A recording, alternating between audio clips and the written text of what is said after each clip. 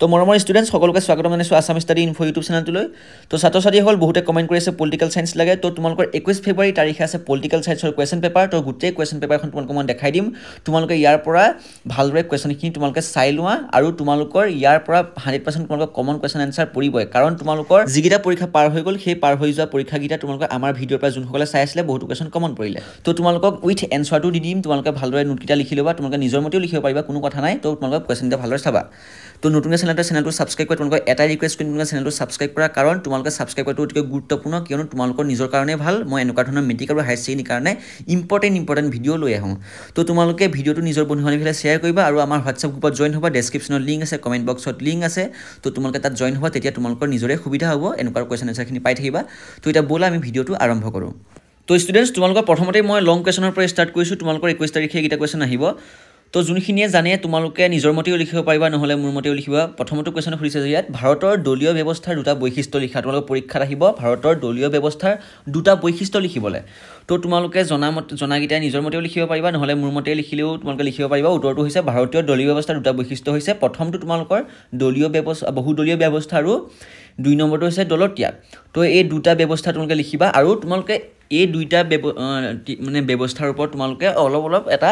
topic বনাই দিবা বহুদলীয় ব্যৱস্থাটো তোমালোকে চাবা প্ৰথমতে মই কৈছোঁ ভাৰতত বহুদলীয় ব্যৱস্থা আছে ভাৰতত বহুতো ৰাজনৈতিক দল আছে ভাৰতত স্বাধীনতাৰ পৰৱৰ্তী সময়ৰ পৰা শতাধিক ৰাজনৈতিক দলৰ জন্ম হৈছে দেশ এখনত ৰাষ্ট্ৰীয় পৰ্যায়ৰ লগতে আঞ্চলিক পৰ্যায়তো বহুতো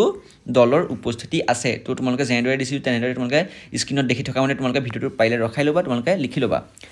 খ হৈছে দলত্যাগ ভাৰতৰ দলীয় ব্যৱস্থাৰ আন এক বৈশিষ্ট্য হ'ল দলত্যাগ ভাৰতৰ ৰাজনৈতিক নেতাসমূহৰ এটা দল ত্যাগ কৰি আন এটা দললৈ যোৱাৰ প্ৰৱণতা আছে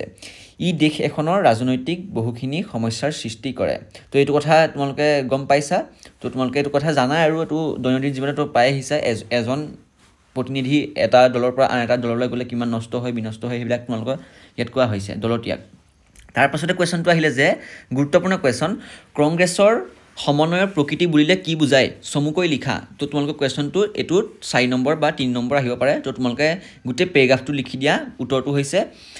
এলাম অক্টোভিয়ান হিউমন নামে ইংৰাজ বিষয়জনে 1885 চনত প্ৰতিষ্ঠা কৰা কংগ্ৰেছ অনুষ্ঠান বা দলটো আৰম্ভণিতে ইংৰাজী ভাষা কোৱা উচ্চ জাতি উচ্চ মধ্যবিত্ত আৰু চহৰীয়া অঞ্চলৰ লোকেৰে গঠিত এক অনুষ্ঠানৰ আছিল তো তোমালোকে কংগ্ৰেছৰ জন্ম হোৱাৰ পৰা তোমালোকে গোটেই প্ৰথমতে তোমালোকে কংগ্ৰেছৰ কেনেকৈ জন্ম হৈছিলে সকলোখিনি তোমালোকে জানি ল'বা আৰু তোমালোকে সেইটোৰ ওপৰত এটা ধুনীয়াকৈ সাজি লিখিবা সাজি লিখিলে তোমালোকে এইটো বেছি সুবিধা হ'ব আৰু যদি সাজি লিখিব নিবিচাৰা তেনেহ'লে এইটো পেৰাগ্ৰাফ তোমালোকে লিখি দিবা মই তোমালোকক লাহে দেখাই দিছোঁ তোমালোকে এইটো পেৰাগ্ৰাফো লিখি ল'ব পাৰিবা ঠিক আছে আৰু তোমালোকক ইনে কুৱেশ্যনটো গোটেই জাহা তাহা গাই তোমালোকক ইনে টাইমটো ৱেষ্ট কৰাকৈ তোমালোকে ইনে অসমীয়া ভাষা আৰু তোমালোকে কথাগিটা গোটেই শাৰীটো পঢ়িলেই তোমালোকে অৰ্থটো বুজি পাই যাবা তো তোমালোকে এইটো নিজে পাৰিবা বুলি মই আশা ৰাখিছোঁ পাছৰকণ তোমালোকে চাবা পাছৰ ইয়াৰ যিকণ থাকি গৈছিলে এইকণ তোমালোকে গোটেই পেৰাগ্ৰাফটো তোমালোকে চাই লোৱা এইটো কুৱেশ্যন ইনে তোমালোকক গাই থাকিলে ইনে 10-20 মিনিটৰ এটা ভিডিঅ' হৈ যাব তাতকৈ তোমালোকে নিজে পঢ়ি ল'লে তোমালোকক বেছি সুবিধা হ'ব ঠিক আছে তো এতিয়া যেহেতু তোমালোকক বুজাই লিখা মানে পঢ়োৱাৰ এটা সময় নাই তোমালোকক কমন কুৱেশ্যন আনসাৰখিনি লাগে তো তোমালোকে কমন আনসাৰখিনি ভালদৰে চাই লোৱা তাৰ পাছৰ কুৱেশ্যনটো আহিলে ৰাজ্য পুনৰ গঠনত আয়োগৰ কাৰ্য কি আছিল ইয়াৰ মুখ্য পৰামৰ্শটো কি আছিল তো তোমালোকে ইয়াত চাবা যিটো উত্তৰ তোমালোকৰ দুটা কুৱেশ্যন এটেচ কৰি দিয়া হৈছে প্ৰথমটোত 1 নম্বৰ আহিব আৰু দ্বিতীয় যিটো ক'লে যে ইয়াৰ মুখ্য পৰামৰ্শটো কি আছিলে তো তোমালোকে এইটো 2 নম্বৰ আহিব অৰ্থাৎ তোমালোকে এইটো কুৱেশ্যন 1+2 নম্বৰ আহিব তো তোমালোকে উত্তৰটো চাবা ৰাজ্য পুনৰ গঠন আয়োগৰ কাৰ্য আছিল ৰাজ্য পুনৰ গঠন বিষয়টো তথা পৰ্যালোচনা কৰা আৰু ৰাজ্যসমূহৰ চাৰিসীমা নিৰ্ধাৰণৰ প্ৰশ্ন তথা বিষয়সমূহ চোৱাচিতা কৰা তো এইটো প্ৰথমটো কুৱেশ্যনৰ উত্তৰ তাৰপিছত নেক্সট যিটো তোমালোকে কুৱেশ্যন সুধিলে সেইটো কুৱেশ্যনৰ উত্তৰটো হৈছে এই আয়োগৰ মূল পৰামৰ্শটো আছিল যে ৰাজ্যৰ চাৰিসীমাসমূহ ভাষাৰ ভিত্তিত পুনৰ নিৰ্ধাৰণ হোৱা উচিত বা চাৰিসীমাবোৰে ভিন্ন ভাষাৰ চাৰিসীমাক প্ৰতিফলিত কৰাটো উচিত মই অলপ স্পীড কৈছোঁ খৰখেদাকৈ তোমালোকে কুৱেশ্যন বেছিকৈ দিবৰ কাৰণে কম সময়ত পাছৰ এটা লং কুৱেশ্যন আহিলে যে জাতি বুলিলে বহুলাংশ এক কল্পনাপ্ৰসূ সম্প্ৰদায়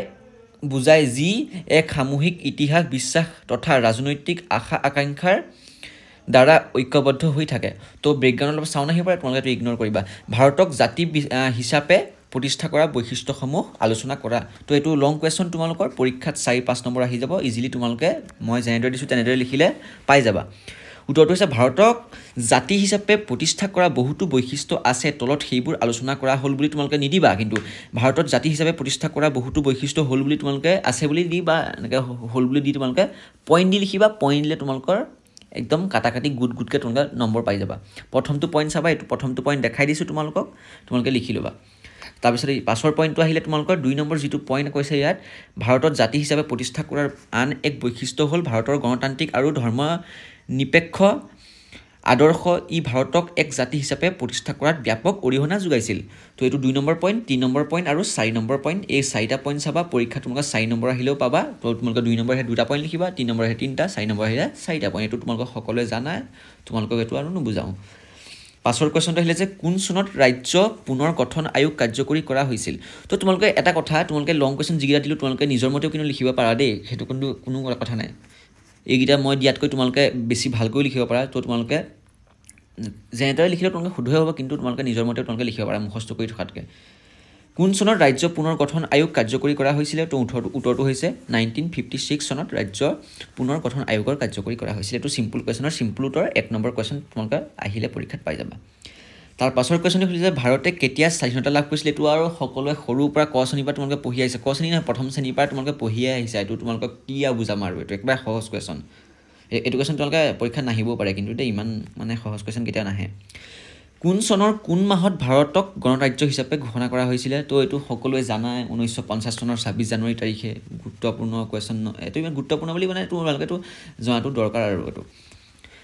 কোনটো সংবিধানৰ অনুচ্ছেদৰ অধীনত জম্মু আৰু কাশ্মীৰক বিশেষ মৰ্যাদা প্ৰদান কৰা হৈছিল তো এইটো কুৱেশ্যন তোমালোকে চাবা তো উত্তৰটো হৈছে ভাৰতীয় সংবিধানৰ 370 নং অনুচ্ছেদৰ অধীনত জম্মু আৰু কাশ্মীৰত বিশেষ মৰ্যাদা প্ৰদান কৰা হৈছিলে পাছৰ কুৱেশ্যনটো সুধিলে যে এইটা 1 নম্বৰ কুৱেশ্যন কোন চনৰ কোন মাহত জম্মু কাশ্মীৰ মহাৰাজাই ভাৰতৰ সৈতে সামিলকৰণৰ দলিলত স্বাক্ষৰ কৰিছিলে তো কুৱেশ্যনটো আকৌ এবাৰ গুৰুত্বপূৰ্ণভাৱে চাবা তোমালোকে কোন চনৰ কোন মাহত জম্মু কাশ্মীৰৰ মহাৰাজাই ভাৰতৰ সৈতে সামিলকৰণৰ দলিত স্বাক্ষৰিত কৰিছিলে তো উত্তৰটো হৈছে 1947 চনৰ 26 অক্টোবৰ জম্মু আৰু কাশ্মীৰৰ মহাৰাজাই ভাৰতৰ সৈতে সামিলকৰণৰ কি দলিলত স্বাক্ষৰ কৰিছিলে বা সিগনেচাৰ কৰিছিলে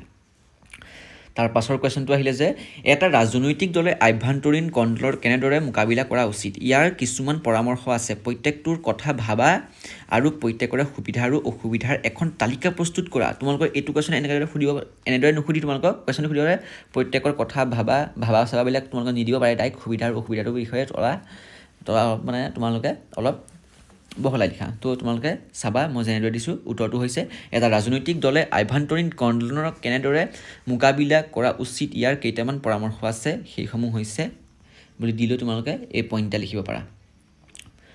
ক হৈছে ৰাজনৈতিক দলটোৰ ভিতৰত আভ্যন্তৰীণ গণতন্ত্ৰৰ ব্যৱস্থা কৰা খ হৈছে নিয়মিত ৰূপত বৈঠকত বহি সকলোৱে নিজৰ মতামত তথা সুবিধা অসুবিধাবোৰ শান্তিপূৰ্ণভাৱে আলোচনা কৰা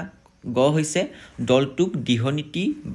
নীতি নিয়ম বা এখন সংবিধানৰ ব্যৱস্থা কৰা যাক সদস্যসকলে যাতে অমান্য কৰিব নোৱাৰে তো ইয়াৰ সুবিধা আৰু অসুবিধাকেইটা চাবা প্ৰথমতে সুবিধাবোৰ বুলি দি তোমালোকে এই সুবিধাকেইটা লিখি লোৱা ক খ গ লৈকে আছে এইকেইটা হৈছে ক খ গ এটা প্ৰথমকেইটা হৈছে তোমালোকৰ সুবিধা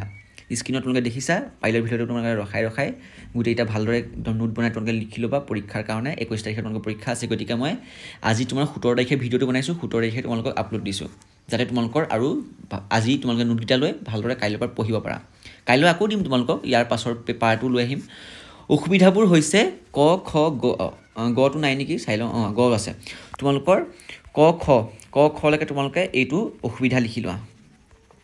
ঠিক আছে এইটো লিখি ল'বা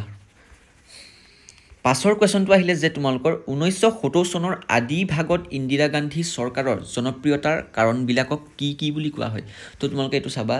এইটো কুৱেশ্যনত তোমালোকক গাই নিদিওঁ আৰু তোমালোকে গোটেই টপিকটো লিখি লোৱা পেৰাগ্ৰাফটো এখন চাই ল'বা ইয়াৰ পৰা তোমালোকে এইকেইটা যি তোমালোকে টপিককেইটা লিখিবা ইয়াৰ মাজতো তোমালোকে 1 নম্বৰ কুৱেশ্যন কিন্তু সোমাই থাকিব পাৰে দেই তোমালোকে বাছি সেইটো ল'বা আৰু ক আছে খ গ এটাত পইণ্ট দি দিয়া হৈছে দেখাই দিছোঁ গোটেইকেইটা ঘৰলৈকে আছে এটা পইণ্ট দি দিছে তাৰপিছত লাষ্টত লিখা আছে উক্ত কাৰণসমূহে 1970 চনৰ আদি ভাগত ইন্দিৰা গান্ধী চৰকাৰখনৰ জনপ্ৰিয়তা হৈ উঠাৰ কাৰণসমূহ এইবুলি তোমালোকে লাষ্টত লিখি দিলে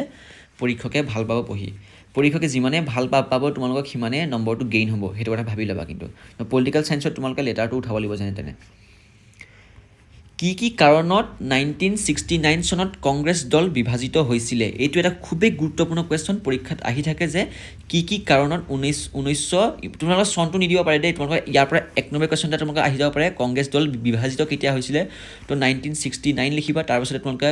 এনেকৈ আহিব পাৰে যে কি কাৰণত 1969 চনত কংগ্ৰেছ দল বিভাজিত হৈছিলে বা তোমালোকে সুধিব পাৰে কিমান চনত কংগ্ৰেছ দল বিভাজিত হৈছিলে আৰু কি কাৰণৰ ফলত হৈছিলে তো তোমালোকে এই গোটেই পেৰাগ্ৰাফটো লিখি তোমালোকে বুজি ল'লে তোমালোকে গোটেই ইয়াত থকা কোৱেশ্চনখিনি তোমালোকে ভালদৰে কৰিব পাৰিবা তো গলৈকে আছে গলৈকে তোমালোকে ভিডিঅ'টো ৰখাই ল'বা মই তোমালোকক লাহে লাহে দেখাই দিছোঁ তথাপিতো তোমালোকে কোৱালিটিটো বঢ়াই ল'বা ভিডিঅ'ৰ কোৱালিটি বঢ়াই ল'লে আখৰকেইটা ভালকৈ আহিব তাৰপিছতে পাছৰকেইটা আহিলে তোমালোকৰ পাছৰকেইটা চোৱা ভালদৰে গোটেইকেইটা তোমালোকে নোট কৰি নিজৰ বহীত লিখি লোৱা আজি নোট কৰা কাইলৈ তোমালোকে ভালদৰে পঢ়িবা